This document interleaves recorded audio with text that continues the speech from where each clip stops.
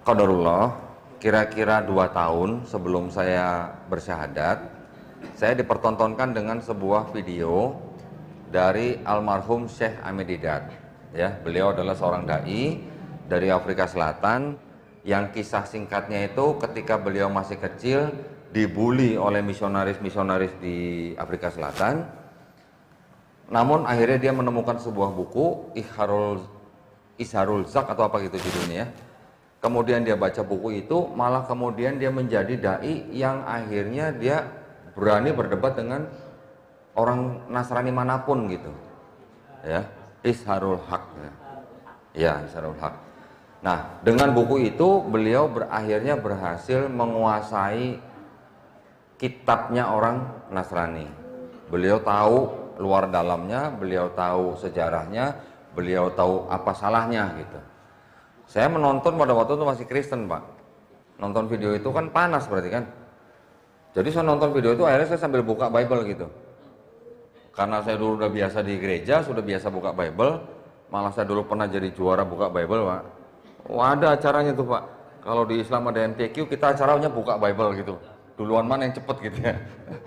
Jadi saya nonton video sambil buka Bible. Lama-lama saya perhatiin apa yang dia katakan, kok bener ya gitu. Ya. Jadi akhirnya semua video dia saya tonton, sudah habis, lanjut dengan video-videonya Dr. Zakir Naik. Ya, bapak-bapak pasti paham lah, Dr. Zakir Naik juga luar biasa ya, ilmu perbandingan agamanya. Beliau juga mengutarakan atau mengkaji tentang ayat-ayat di dalam Quran yang berhubungan dengan sains. Itu juga luar biasa. Nah, mulai dari situ saya mulai terbuka. Jadi apa yang dikatakan oleh Dr. Zakir Naik, saya bikin riset sendiri. Bener nggak yang dia ngomong ini? Bener nggak yang dia katakan ayat-ayat Quran ini? Kok bisa? Karena kita sebagai orang, terlepas agamanya apapun, kita sekarang sedang hidup di zaman sains. Iya kan? Mungkin 50 tahun yang lalu, 100 tahun lalu, ilmuwan-ilmuwan sudah mulai meneliti, mencoba, membuat eksperimen, sampai akhirnya menetapkan hukum sains. Ya, walaupun hukum sains itu suatu saat mungkin bisa berubah kalau ada percobaan atau ada temuan yang baru, tetapi selama belum ada yang merubah, hukum itu tetap akan diikuti oleh kita semua nih.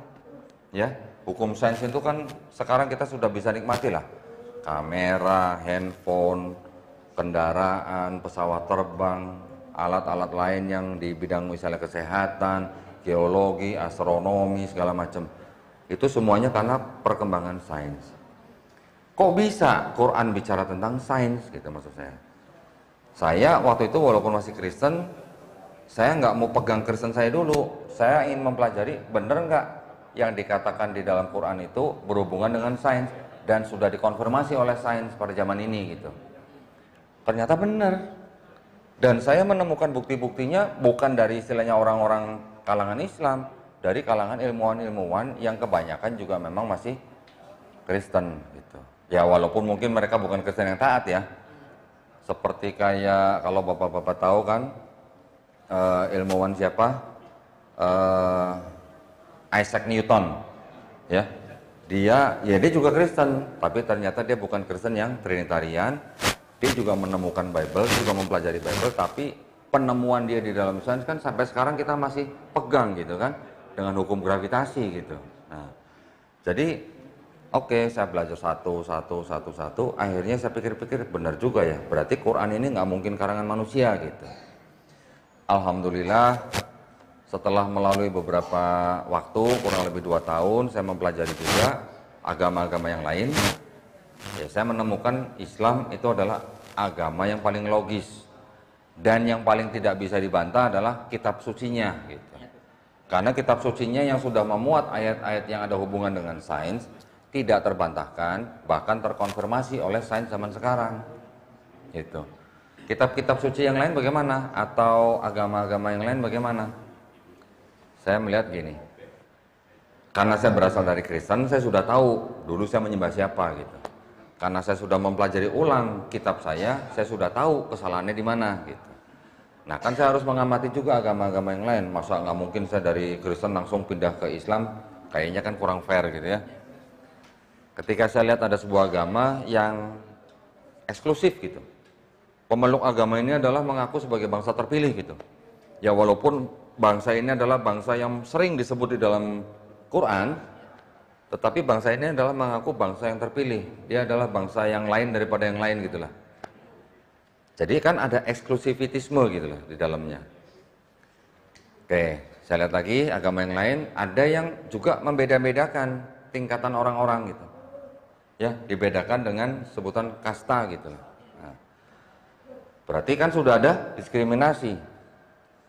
Ada lagi nanti agama yang hanya mengedepankan filosofi, tapi konsep ketuhanannya sebenarnya sangat-sangat tipis gitu, atau sangat minim gitu. Jadi saya melihat kalau begitu, ketika saya bandingkan dengan Islam, Islam konsep ketuhanannya sangat tegas, sangat eksplisit gitulah, ya. Terus kemudian konsep keselamatannya juga jelas gitu, tidak muter-muter gitu, tidak harus yang imani saja gitu. Malah di Islam nggak boleh imani dulu, nggak boleh, harus pakai otak dulu katanya gitu. Ketika kita pelajarin Pak ayat-ayat di dalam Quran, walayatafakaru, kok suruh mikir terus, kok lu nggak pakai otak gitu istilahnya, kalau bahasanya di sini gitu ya. Saya pikir ini kitab yang nulis yang ngarang sombong bener gitu kayak gitu. Tapi ternyata ketika kita mengetahui bahwa yang mengarang Quran itulah yang menciptakan kita, yang menciptakan bumi, yang menciptakan langit dan segala isinya, oh ya pantaslah dia sombong, lah dia yang menciptakan gitu. Jadi ketika kita perhatikan gaya bahasanya, perbendaharaan katanya, kemudian konteksnya di dalam Quran, oh berarti kita kalau mau jadi orang Islam tuh nggak boleh on berarti. Berarti on itu haram kalau di Islam gitu. Bener nggak Pak? Iya. Nggak boleh bodoh. Iya. Nggak boleh bodoh. Jadi kita harus mikir gitu, karena memang banyak sekali di dalam Quran ayat-ayat yang mengharuskan kita berpikir. Ya, saya belum ngomongin masalah hitung-hitungan nih. Kalau ngomongin hitung-hitungan nanti bisa ruwet itu mah, bisa 2 hari nggak kelar-kelar itu. Mengenai perjalanan yang istilahnya dikatakan apa namanya ribuan tahun dan segala macam, itu juga menuntut kita harus bisa berpikir. Itu menuntut kita harus bisa menghitung kecepatannya berapa. Itu yang tidak dijelaskan secara eksplisit ya di Quran ya. Tapi kalau dengan hitung-hitungan ketemu gitu. Itu di Quran. Kecepatan cahaya Bapak. Oh, pintar banget Bapak nih. Kecepatan cahaya yang hampir 300.000 km per detik, itu yang salah satu indikasi yang bisa dipakai untuk menghitung lah gitu lah ya. Walaupun mungkin hitungan kita nanti mungkin juga masih jauh di bawah harapan, tapi paling tidak itu yang mendekati gitu. Karena ilmu pengetahuan sekarang taunya apa sih? Paling baru kuantum mekanik paling ya. Baru apalah gitu-gitu. Apa istilahnya, perpindahan materi yang bisa dilakukan dengan media tertentu, baru sampai di situ gitulah manusia mempelajari. Dan itu pun belum sempurna. Mungkin ada percobaan kereta yang melalui lorong yang dikelilingi oleh medan magnet, ya, sehingga kereta itu bisa bergerak dengan kecepatan sangat tinggi, berpindah dalam waktu hitungan mungkin hanya detik atau menit gitu. Itu yang nanti mungkin masih jauh menjelaskan tentang Isra Mi'raj. Ilmu pengetahuan sampai sekarang belum sampai. Mungkin nanti bisa dijelaskan. Mungkin 10 tahun lagi, mungkin 100 tahun lagi, mungkin 1000 tahun lagi, wallahu alam. Tetapi pada intinya akhirnya ketika kita mengetahui di dalam Quran ada ayat-ayat yang sudah terkonfirmasi oleh sains, terus manusia mana yang mau menolak gitu. Manusia yang menolak hanya manusia yang sombong.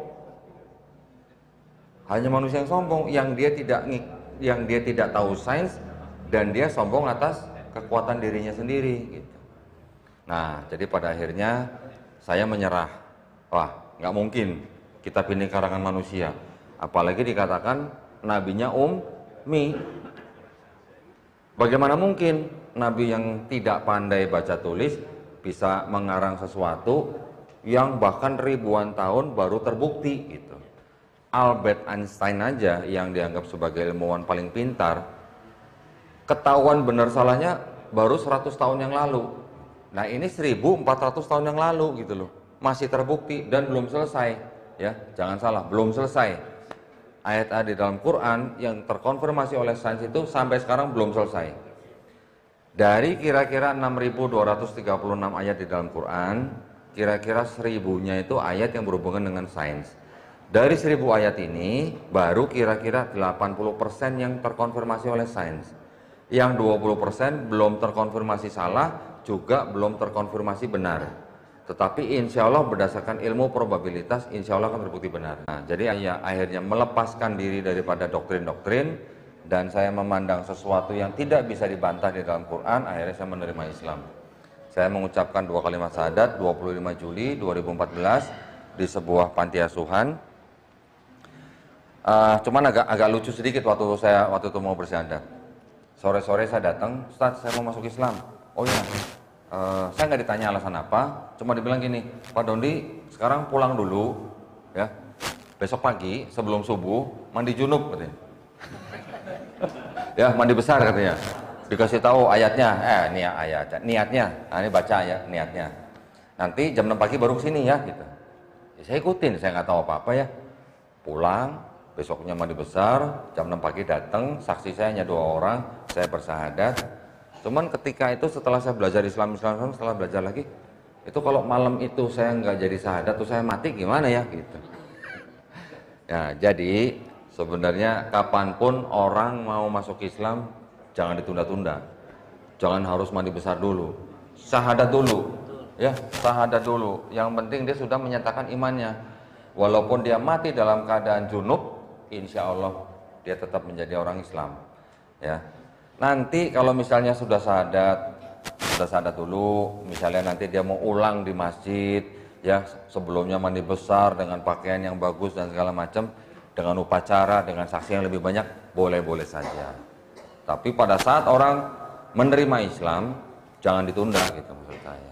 Ya tapi saya nggak nyalain Ustadz itu, enggak ya. Ya namanya sudah terjadi, ya sudah, alhamdulillah. Nah kemudian karena saya pada waktu proses mau masuk Islam itu saya belajar ulang kitab saya.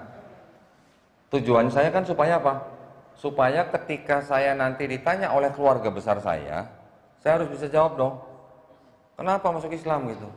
Saya tunggu-tunggu gitu. Siapa yang mau nanyain saya, siapa yang mau marahin saya gitu istilahnya. Ternyata cuma kakak perempuan saya. Ya biasalah ya, kakak adik kan bahasanya deket lah ya. Pakai lu gua gitu. Kayak namanya orang di Jakarta gitu. Lu ngapain masuk Islam gitu katanya, nanya gua. Saya bilang, gua mau ikut Yesus gitu. Dia bilang, loh kan selama ini kita ikut Yesus. Semua orang Kristen merasa bahwa mereka ikut Yesus gitu. Saya bilang, enggak, selama ini kita nggak ikut Yesus. Selama ini kita ikut Paulus gitu. Baru saya kasih lihat ayat-ayatnya. Ya, dia memang juga mungkin kurang paham, ya akhirnya dia cuma ya udahlah masing-masing gitu. Karena gara-gara itu saya sudah pelajarin ulang Bible saya, keterusan jadinya ceritanya. Keterusan. Nah, ketika saya belajar terus, saya akhirnya diberi kesempatan juga menjadi seorang penerjemah video-videonya orang debat antara orang Islam dan orang Kristen kebanyakannya. Di Barat, di Eropa itu bebas gitu, orang berdebat di tengah jalan, di pinggir jalan bebas gitu. Di Inggris itu ada sebuah lapangan taman yang besar, ada di sudut salah satu taman itu tuh ada tempat namanya Speaker's Corner, kalau mungkin ada bapak ibu yang tahu. Tempat itu adalah tempat orang berdebat. Saya akhirnya kodoro bisa menjadi salah seorang penerjemah resmi sebuah channel YouTube yang resmi. Di situ memang dia tiap minggu dia merekam video debat. Alhamdulillah setelah saya kurang lebih 2 tahun menjadi penerjemah, alhamdulillah juga pengetahuan saya juga bertambah gitu ya. Karena yang berdebat di situ bukan orang sembarangan. Ada yang doktor, ada yang ahli sejarah, ada yang macam-macam, ada yang ustadz, ada yang dai, ada yang bahkan rabi Yahudi juga ikut debat gitu. Macam-macam. Yang ateis juga debat, bahkan ada yang Syiah, ada yang Sikh, semua golongan ada di situlah.